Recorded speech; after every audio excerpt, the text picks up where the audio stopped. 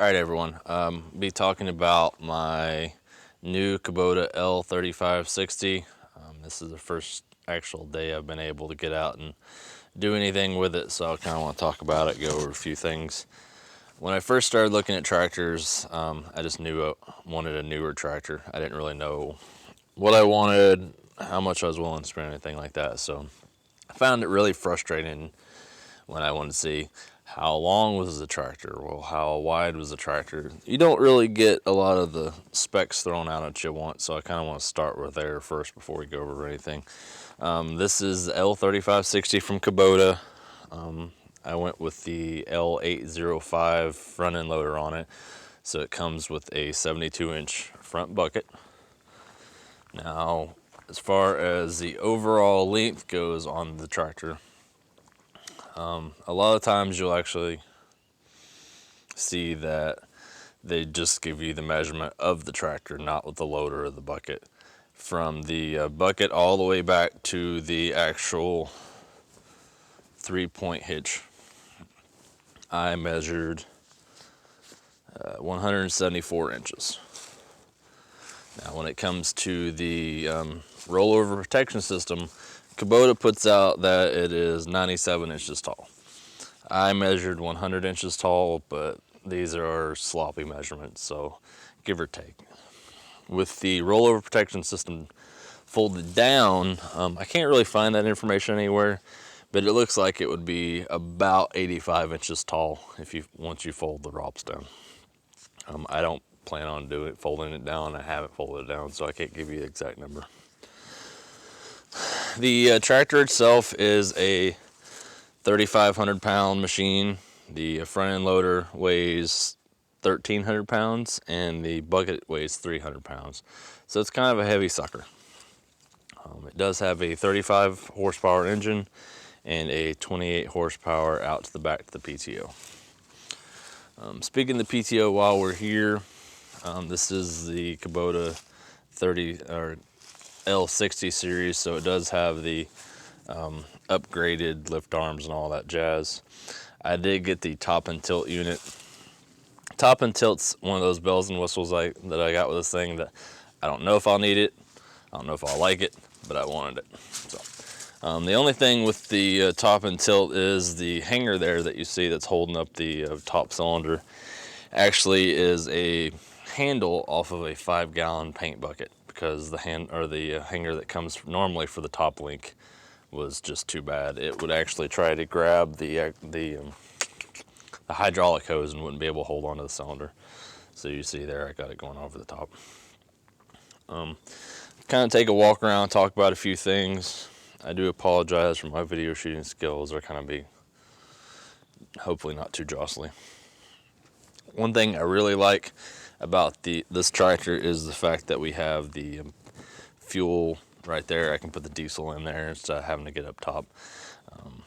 Now, if you take a look at it, you can see there that the fuel mouth, I guess, I don't know what you really want to call it, is in line with the tires. So not really that easy to hit. But also looking right down there, that line, you see the hydraulic hoses are poking out even farther. The hydraulic hoses are one of my least favorite features that they've done on this tractor, being on the outside. I just don't like it. I don't like it aesthetically. But it's a tractor, so it doesn't really matter what it looks like, but I can see something catching those quick, and it disconnects the little limbs here, stuff like that. As you see, I live in the woods. So that maybe not the biggest of deals, but I'm going to take you for a little trip here. As soon as I can get down there. You see there are 2 hydraulic hoses. They're kind of in line with the front axle here, so if you're going to hit something in the front axle, you'd hit those. But I could see a stick kind of poking up in there. They are screw-on connectors and not quick connectors, so they'll probably be okay, but we'll see. Again, I got the larger front-end loader, the LA805. That guy actually has at max height, with them being 4 of the pins, it has a maximum weight lifting capacity of 1,300 pounds. If you go up to 5 feet and you're at the pins, it's 2,000 pounds, so probably more than I'll need it for but it's nice to have the extra capacity. I did get the Kubota's third function kit. You can see here that I don't really actually have any valves installed yet. I just got connectors right there, but the hoses do go back. The way that works is there's a button here that I can use to activate. And I activate that, I can actually pull which way I want it to go, one way or another. This is a hydrostatic transmission. That is one of the reasons the back PTO horsepower is 28 horsepower versus the 29.5 for, say, manual transmission. Coming in a little closer to the operator standpoint, you have the 3-point hitch speed control right here, which is just lowers and raises faster. This is actually for the seat to kind of adjust the tension on it. Over here, the little orange doohickey here is actually to engage the locking rear differential. And there is the 4-wheel drive. I have it unlocked right now because it kind of tears up the driveway when I'm turning back and forth with it on.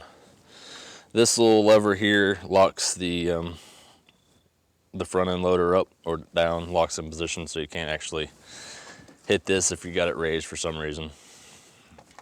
I haven't used it, I haven't fully figured out everything on this yet, so I'm not trying to be an expert with anything.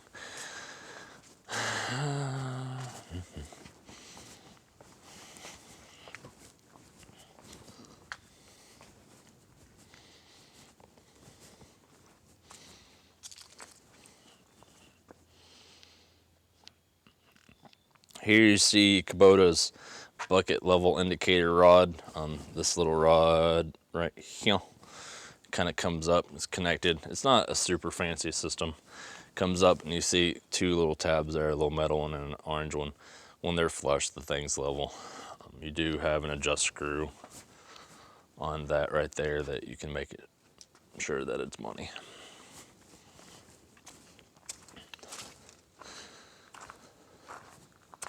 Here, I did get the R4 tires. The R4 tires at their widest set point in the back is 71 inches.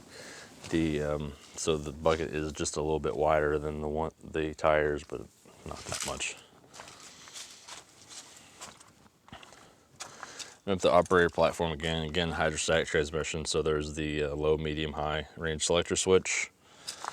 With the hydrostatic transmission, Kubota has put the brakes on the left-hand side, which is going to be quite a bit different for some people. I don't mind it because I don't have to deal with if I'm going downhill and the transmission's not holding. I got to try to hit the brakes and not the treadle pedal or something like that. And the orange knob you see right there is the parking brake. Just kind of push the brakes and lock the parking brake. You see here's the operator's chair, platform, operating area, whatever you want to call it. I do have quite a few things here. These guys over here are for the top and tilt. So this is for the hydraulic top and this is from the side link. On the side link valve, I did get the detent valves. This valve's kind of stiff. I don't know if that's a deal or just how it works. Here you see the PTO switch, turn it on and push it off, stuff like that. Engine speed. This is the draft control lever. I did go for the get draft control on this. I don't know if I'll need it, but I got it anyway. And here's for the 3-point position control. Another thing I don't like about this tractor is if you looked at a cab version of it, that black grommet there, I do believe would be a 12-volt outlet. But on the ROPS versions, they don't actually have the outlet because I guess it could corrode or something like that. There are marine grade things available. You can kind of do it in there because there is accessory power inside here that you could use. You just have to kind of take that off and work from there.